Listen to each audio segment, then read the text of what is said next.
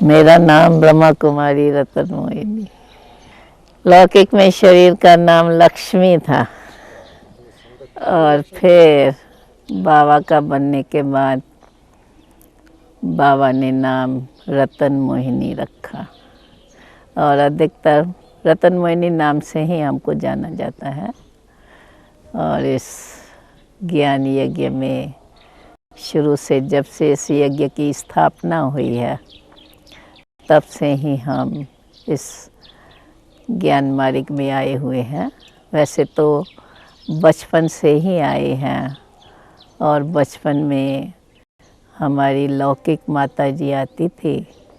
जब उसके साथ एक बार सत्संग में आए और सत्संग में बैठने से जब वहाँ ओम की धुनी चल रही थी तो एकदम पीसफुल एटमॉस्फेयर के अंदर हम ऐसे शांत अवस्था में बैठ गई जो सत्संग पूरा भी हो गया लेकिन हमें पता नहीं चला। तो ऐसे 1-1.5 घंटा उसी अवस्था में बैठे रहे, जैसे कि अशरीरी अवस्था कही जाए, परंतु उसमें ऐसा नहीं कि मैंने कोई दृश्य देखा या क्या, लेकिन ऐसे शांत अवस्था में और एक बहुत मीठी शांति का अनुभव हो रहा था। भले ही बचपन अवस्था थी और ऐसा कोई जीवन में दुख नहीं था। वैसे भी लौकिक परिवार में अच्छे कुल में जन्म हुआ था और माता जी भी बहुत भक्ति करती थी श्री कृष्ण की और परिवार के अंदर भी भक्ति भाव था। हम भी छोटेपन में थोड़ी बहुत भक्ति तो करते ही थे, इसलिए जब आए सत्संग में तो बड़ा आनंद आने लगा। उस समय पिताश्री तो कश्मीर गए हुए थे और कुछ समय के बाद जब बाबा कश्मीर से आए और हम फिर आई थी तो बाबा को देखने से ऐसे लगा कि जैसे कि हम इसी परिवार की है और यही मेरा बाप है, जिस कारण जल्दी से जैसे कि उसी में लग गई। फिर भले हमको घर से पहले थोड़ी छुट्टी नहीं मिलती थी क्योंकि छोटेपन में पढ़ाई में इंटरेस्ट था और लौकिक परिवार के अंदर बच्चों में पढ़ाई में समझो अच्छा इंटरेस्ट रहा, तो उन्हों का विचार था कि ये अच्छी पढ़ाई करे, आगे बढ़े। परंतु मैं पढ़ाई में ना इंटरेस्ट रख करके, इसका मतलब ये नहीं पढ़ाई में इंटरेस्ट नहीं था, परंतु हमारा ये विचार रहा कि मुझे पढ़ाई करनी है तो भी इधर ही करनी है। और उस समय में बाबा ने भी एक बच्चों के लिए छोटा सा स्कूल शुरू किया था जिसके अंदर हिंदी और इंग्लिश सिखाई जाती थी और बाकी और कोई नॉलेज नहीं। ज्ञान के लेसन्स थे, ज्ञान का ही सब कुछ था, परंतु हिंदी राइटिंग पढ़ना करना वो इंग्लिश और हिंदी सिखाई जाती थी। तो हमें सहज हो गया कि ये भी स्कूल है, चलो उस स्कूल के बदले हम इस स्कूल में पढ़ेंगे। फिर इसी रीति से हमको जल्दी छुट्टी मिल गई और जब इस पढ़ाई में लगी तो पढ़ाई में तो इंटरेस्ट था ही, तो यहाँ भी जो पढ़ाई पढ़ती गई उसमें अच्छा इंटरेस्ट था। इसमें केवल 3 क्लासेस रखे गए थे, एक छोटे बच्चों का, दूसरा बीच वालों का और एक बड़े का। तो मुझे शुरू से ही बड़े क्लास में बिठाया गया क्योंकि पढ़ाई में रुचि भी थी और होशियार भी थी। उसी रीति से हम पढ़ाई के रीति से ज्ञान को अच्छी रीत समझती गई और जैसे जैसे हम बाबा का ज्ञान सुनती गई ऐसे लगता था कि ये कोई बहुत ऊंची नॉलेज है और ये नॉलेज सिवाय परमात्मा के कोई दे नहीं सकता है। बाबा भी जब हमारे सामने आते थे तो बाबा को हम साधारण रूप में नहीं देखते थे, अधिकतर बाबा हमको विष्णु के रूप में दिखाई पड़ते थे और ऐसे लगता था जैसे कि ये मेरा बाप ही है।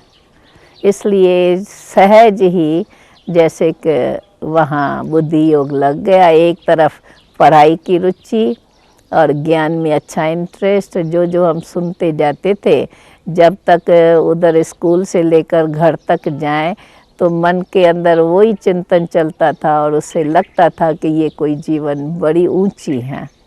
थे छोटे बच्चे, परंतु छोटेपन में ज्ञान के ऊंचाई के कारण ऐसे लगता था कि अपने को छोटेपन की भाषा नहीं आती थी। बाबा की ऊंची ऊंची बातें सुन कर के हमें ऐसे ही लगता था कि हम भी ऐसे ऊंची जीवन वाले हैं, और ख्यालात के अंदर भी वो ऊंचाई रहती थी। इसी रीति से हम इस ज्ञान में आगे चलते गए।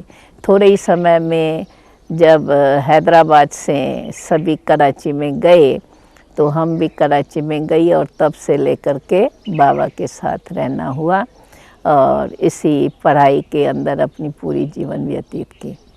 आगे चलते चलते उस समय में तो केवल अपनी स्टडी रही, तो सुबह से लेकर के रात तक जो भी दिनचर्या थी या जो भी बाबा बताते थे उसमें लिखना पढ़ना, उसी में पूरा ध्यान, और साथ साथ जो हमारा योग होता था सवेरे उठ कर के योग करना, उसमें भी अपनी बहुत रुचि रही।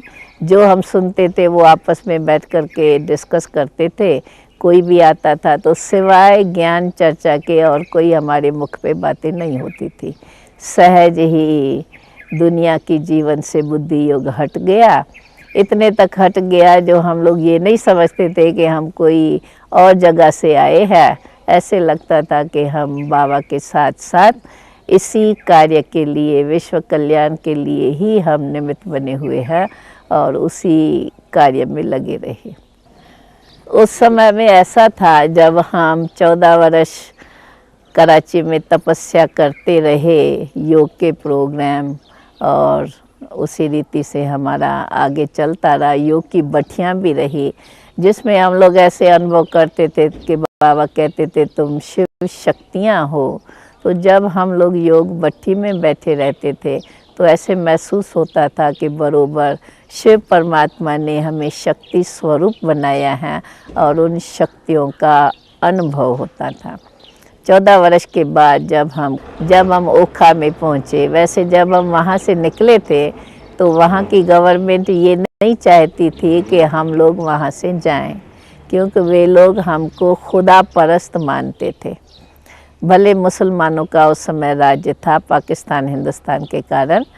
वैसे जब हम पहले कराची में आए थे तभी अल्लाह बख्श वज़ीर था और वो डायरेक्ट बाबा से मिलता था। बाबा उसको साथ लेकर के जो हम बच्चों के क्लासेस होते थे उसमें ले आते थे, डायलॉग वगैरह वो पूरा सुनते थे, तो उसके ऊपर अच्छा प्रभाव था।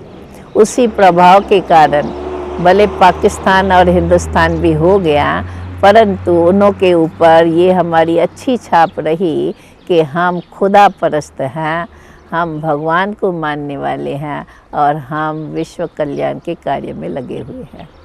फिर जब हम पाकिस्तान छोड़ करके भारत में आए तो स्टीमर में, जब स्टीमर जिस टाइम पर पहुंचने वाला था वो ज़रा लेट हो गया। वैसे हम लोगों का प्रोग्राम ऐसा था कि स्टीमर ओखा बंदर में पहुंचेगा, वहाँ हम लोग उतर करके और पूरा प्रोग्राम जो भी ओखा के लोग हैं उन्हों को हम ये भगवान का संदेश देंगे और उसके अंदर संदेश दे करके बड़ी सभा के अंदर फिर हम ट्रेन के द्वारा आबू में जाएंगे। परंतु लेट होने के कारण वो प्रोग्राम नहीं हो सका और फिर हम जल्दी ही ट्रेन पकड़ के और सब आबू में आ गए। आबू में आने से ज़रा शहर से, माना समुद्र के किनारे से और एकदम पहाड़ों पर आए तो उस समय मौसम और इस सब का असर थोड़ा सबके तबीयत पर हुआ, परंतु थोड़े समय के बाद फिर वो सारा हम ठीक रहे। और यहाँ आने के बाद, आबू में आने के बाद सवेरे सवेरे क्लास के बाद हम लोग जाते थे थोड़ा पैदल करने, जहाँ एकांत में बैठ कर के वहाँ पहाड़ों पर जा कर के तपस्या भी करते थे और कभी कभी बाबा बैठ कर के हम लोगों को ये ज्ञान भी सुनाते थे। इसी रीति से आबू में चलते फिर कुछ समय के बाद हमें बाहर जाने का कई तरफों से निमंत्रण मिलने लगा। कि आप आकर के यहाँ हमें जो कुछ आप लोगों ने पाया है वो हमें भी आकर के बताइए। तो इसी प्रकार से फिर हम लोगों का जाना बाहर हुआ। पहले पहले कुछ दिल्ली में भाई लोग बहनें गई, फिर कुछ लखनऊ में गई, इसी और कुछ फिर बॉम्बे में गई। वहाँ एक ऐसा था जहाँ पैसेज था, माना रहने के स्थान से लेकर के भंडारे तक हम जाते थे, तो बीच में जो पैसेज था वहाँ हमने देखा नहीं परंतु सुना था कि रात को एक सांप आकर के बैठ जाता था, परंतु हम लोगों को कुछ करता नहीं था और सुबह होते ही वो गुम हो जाता था। तो ऐसे कई बताते थे, तो ये और ही अच्छा है, एक जैसे कि रक्षक है उसी रीति से वो लोग बताते थे। बाकी उसने हम लोगों को कोई तकलीफ़ नहीं दी थी। ऐसे तो बिरजा कोठी उसी स्थान पर थी जहाँ उसके पीछे बहुत बड़ा जंगल था। वहाँ रात को हम शेर की आवाज़ वगैरह सुनते थे, परंतु ऐसा कभी भी कोई एक्सीडेंट नहीं हुआ जो हमारे पास कोई ऐसा जानवर आए या कोई ऐसा नुकसान हो। और वो सुनते हुए भी क्योंकि हम समझते थे हम भगवान के साथ हैं, तो हमें कोई उन बातों का उस समय डर नहीं लगता था। हम लोग जब जाते थे बाबा के साथ तो अधिकतर ऊंची ऊंची पहाड़ियों पर जाकर के बैठ जाते थे, और उस समय जैसे कि बेहद में बैठ कर के और हम योग अभ्यास करते थे, जिससे ऐसा होता था कि ऐसा लगता था कि बेहद में हम बैठे हैं, जैसे बेहद के मालिक हैं। एक प्रैक्टिकल वो अनुभव होता था कि सारी विश्व के हम मालिक हैं और कैसे विश्व का पिता हमें विश्व का अनुभव करा रही है। तो बेहद में बैठ कर के योग तपस्या करना उसमें एक बहुत अच्छा अनुभव होता था। मतलब ये तो हम जितना समय रहे, मैं समझती हूँ अब में बिरजा कोठी में हम 50 से लेकर के 54 तक रहे। तो 4 साल पहले 50 का छोड़ के मैं समझती हूँ 51 से लेकर के और 54 तक हम रोज़ सुबह को क्लास के बाद पैदल करने जाते थे। तो पिताश्री साथ रहते ही थे, और जो भी ऊंची ऊंची पहाड़ी, अबू की कोई ऐसी पहाड़ी मैं समझती हूँ नहीं छूटी होगी जहाँ हम लोग ऊंचाई पे नहीं चढ़े होंगे। वहाँ से लेकर के अचलगढ़ तक भी हम लोग पैदल गए। एक बार तो माउंट आबू से आबू रोड पर भी पैदल गए, और वहाँ सारे आबू के लोग इकट्ठे हो गए और बहुत बड़ी सभा लगी जहाँ बाबा ने भी उन्हों को संबोधित किया और हम लोगों ने भी उन्हों को परमात्मा का परिचय दिया। फिर वहाँ से हम जब बिरजा कोठी में थे तो वहाँ से हम लोगों को जैसे जैसे सेवाओं पे निकले थे, तो हरिद्वार में एक सम्मेलन हुआ था, वहाँ हमको निमंत्रण मिला था। और वहाँ जब हम लोगों ने भाषण किया था तो उन्हों को हमारी नॉलेज बहुत अच्छी लगी थी। और फिर कुछ समय के बाद हमको जापान से निमंत्रण आया था। तब हमें पहली बार थी कि हम विदेश यात्रा पर बाबा ने हम लोग को भेजा था, लेकिन हमें वैसे अगर कहा जाए तो हमें दुनिया का पता नहीं था, क्योंकि हम यज्ञ के अंदर ही रहे थे और वहाँ ही अपनी तपस्या में रहे। पहली बार जब जापान से निमंत्रण आया और बाबा ने हम 2 बहनों को जापान में भेजा, तो वहाँ पहुँचने के बाद ऐसा लगता था, भले थे छोटे परंतु ऐसा लगता था कि भगवान ने हमको भेजा है, बाबा ने भेजा है तो कोई सेवा है। इसलिए कुछ भी देखते थे, किसको भी देखते थे तो नया नहीं लगता था, और हमारी बुद्धि में यही रहता था बाबा को हम लोगों से क्या सेवा करानी है वो हम देखते जाते थे। नहीं तो जब वहाँ गए तो थोड़ा ऐसा लगा, लोगों को देख करके लोग हमारे लिए बहुत नए थे। उन्हों की ड्रेस देखो, उन्हों की शक्लियाँ देखो। फिलिपियन का एक ग्रुप था, क्योंकि वहाँ विश्व शांति सम्मेलन था और उसमें हमको निमंत्रण आया था। वहाँ एक फिलिपियन का ग्रुप था, जिस फिलिपियन ग्रुप के अंदर समझो फीमेल को मेल की ड्रेस परी हुई थी और मेल को फीमेल की ड्रेस परी हुई थी। तो ऐसा तो हम लोगों ने एक पहली बार देखा, परंतु हम लोग ऐसे देखते थे, आश्चर्य नहीं लगता था, समझते थे दुनिया के अंदर भिन्न भिन्न प्रकार के लोग हैं। अभी बाबा ने ऐसे स्थान पर हमें भेजा है, बाबा को जो सेवा करानी है वो कराएंगा। उसी खुशी से और उसी निश्चय से हम आगे चलते गए। वहाँ की भाषा जापानीज थी, परंतु कुछ लोग इंग्लिश जानते थे, तो हम लोग उन्हों से इंग्लिश में भाषण करते थे। परंतु देखा जाए कि ऐसे स्थान पर जाते भी भिन्न भिन्न संस्थाओं के अंदर, जो वहाँ बड़ी बड़ी संस्थाएं थी, कॉन्फ्रेंस के बाद फिर हम वहाँ एक एनानाइक्यो संस्था थी, वहाँ पर भी हम लोग गए, जो बुद्धिस्ट ये एनानाइक्यो में तो हमको निमंत्रण मिला था, और उसके बाद फिर हम एक बुद्धिस्ट संस्था में गए थे, उन्होंने भी हमें बुलाया था। वहाँ उन्हों को उस समय में हमारे पास एक बहुत बड़ा पिक्चर ये झाड़ का था, वो झाड़ पर हम उसको समझाते थे, तो उसमें सभी धर्मों का होने के कारण उन्हों को वो बहुत अच्छा लगता था, जो भी हम नॉलेज सुनाते थे। ऐसे मैं समझती थी वहाँ हम लोग 15 दिन तक उन्हों के पास रहे थे और उन्हों को इन्हीं बातों पर समझाया, और उन्हों के सभाओं में भी प्रवचन हुआ, और थोड़ी बहुत हम जापानीज़ भाषा भी सीख गए, जो उन्हों को पहले जापानीज़ भाषा में संबोधित करते थे और फिर अपनी इंग्लिश भाषा में करते थे। तो हम लगभग 1 साल की सेवाओं पर थे।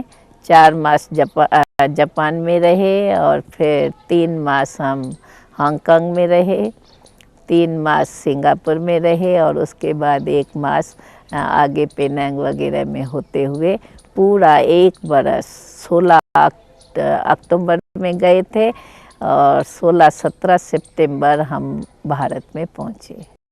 जापान में एक ये विशेष सेवा हुई, जब इन्होंने हमारी ये बड़ी बड़ी पिक्चर्स देखी थी, तो एक बुद्धिस्ट संस्था थी, उन्होंने हमको ये झाड़ के पिक्चर 5000 कापीस, क्योंकि उनके पास बड़ी अच्छी मशीनें थी, तो उन्होंने हमको छपा करके दी थी।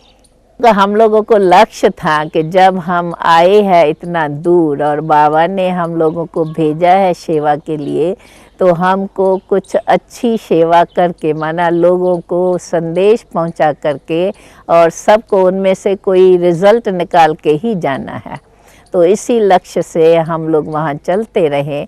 ऐसे भी था कि जापान, हांगकांग, सिंगापुर के अंदर सिंधी लोग काफ़ी थे, उन्हों से भी परिचय हुआ। और विशेष सेवा ये हुई कि जो हमारे लौकिक परिवार वाले या जो सिंधी कम्युनिटी थी, वो अधिकतर हमारी बातों को जल्दी मानती नहीं थी, परंतु जब हम लोग जापान में गए तो हमारी वहाँ निमंत्रण मिला है, और ऐसे हमारी सेवाएं देख करके उन्हों के ऊपर भी अच्छा प्रभाव पड़ा, और वे भी हमको वहाँ, चाहे जापान में, चाहे हांगकांग में, चाहे सिंगापुर में, हमको वहाँ निमंत्रण देने लगे, और वो इन हमारी बातों को समझने की कोशिश करने लगे। फिर जैसे जैसे उन्हों को भी ये ज्ञान समझाते गए, बताते गए, तो उन्हों को लगा कि बरोबर हमारी ही कन्याएं माताएं हैं, जिन्होंने अंदर बैठ कर के इतनी तपस्या की है और इतना इनका ऊंचा ज्ञान है, जो और लोग इनको अच्छी रीत से सुनते हैं और हम उनका ले नहीं पाए हैं। जब हम लोग वहाँ से सिंगापुर में आए, तो सिंगापुर में गुजराती कम्युनिटी ने इस बात को अच्छी रीत से उठाया। वहाँ जो कांतिलाल शाह था, उसने अपने घर पे भी हमें निमंत्रण दिया, 15 दिन अपने पास रखा, और 15 दिन के अंदर सवेरे जैसे हम 3:30 बजे उठ कर के 4 से 5 योग करते थे, वो हमारे साथ योग करता था, और फिर उसके बाद हमारी बातों को बैठ के सुनता था। तो उसको लगा कि ये जो ईश्वरी ज्ञान है, ये जीवन को श्रेष्ठ बनाने वाला है। फिर उसने अपने कम्युनिटी में ये बात की, तो इनके प्रेसिडेंट, गुजराती कम्युनिटी का प्रेसिडेंट, सेक्रेटरी, उन्होंने हमको 15-15 दिन का अपने पास निमंत्रण दिया, और ऐसे 3 लोगों के पास हम रहे और ये बातें उनको समझाई। उसके बाद समझो उनका संपर्क बना रहा, और यज्ञ से, लिखा पढ़ी के, करिस्पॉन्डेंस के द्वारा ज्ञान को अधिक समझते गए और आगे बढ़ते गए। इसी प्रकार से हम पूरा 12 मास इसी फॉरेस्ट के टूर पर रहे और फिर भारत में आए। भारत के अंदर तो ऐसा था, जब जब जहाँ सेवाएं हुई, जापान से जब हम लोग आए तो उस समय में चित्रकूट से साधु सम्मेलन का निमंत्रण मिला था।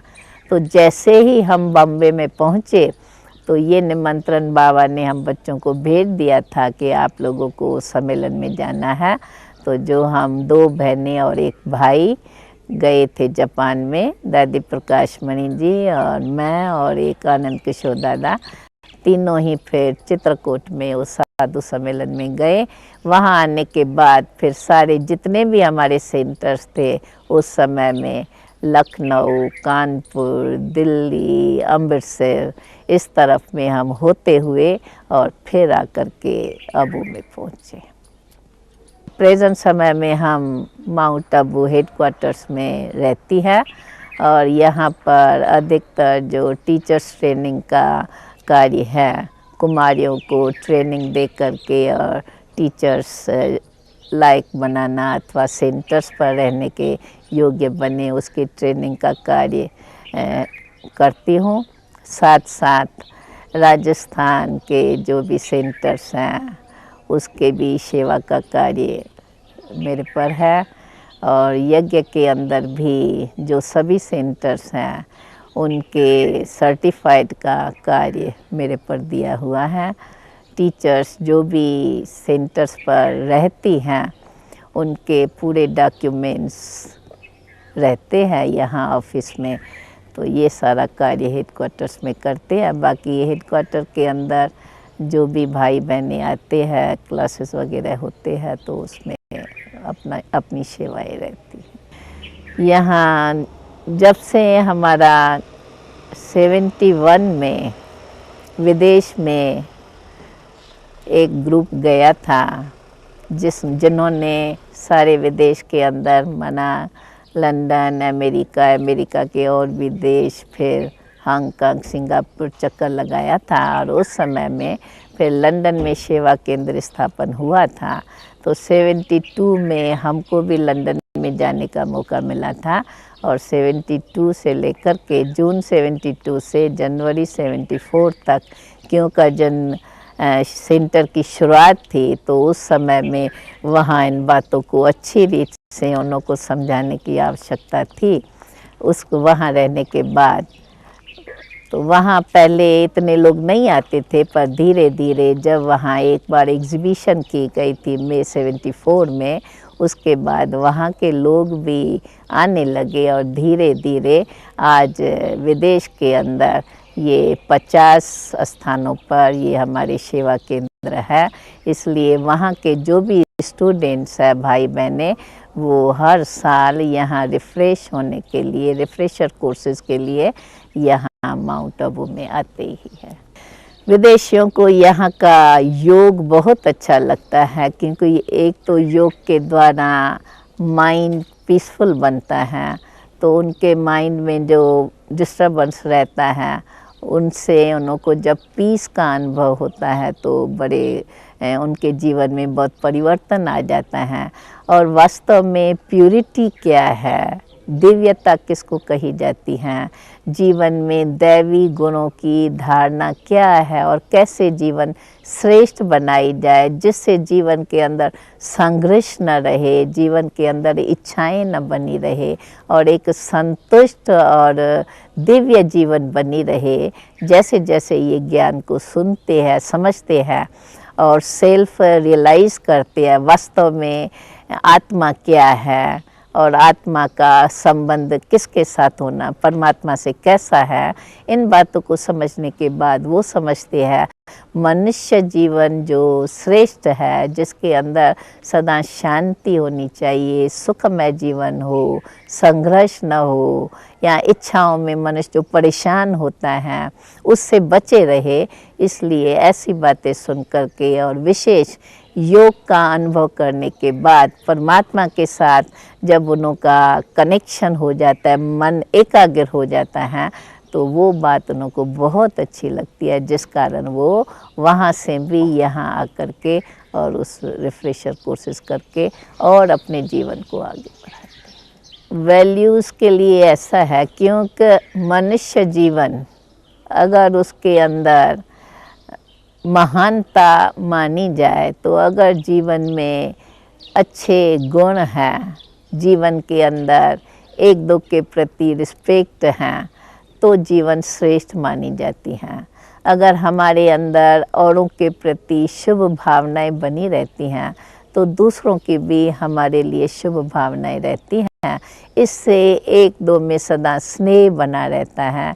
स्नेह अगर जीवन में है तो आपस में यूनिटी बनी रहती है, जिस यूनिटी के कारण एक दो में प्रेम और एक दो से सुख का अनुभव होता है।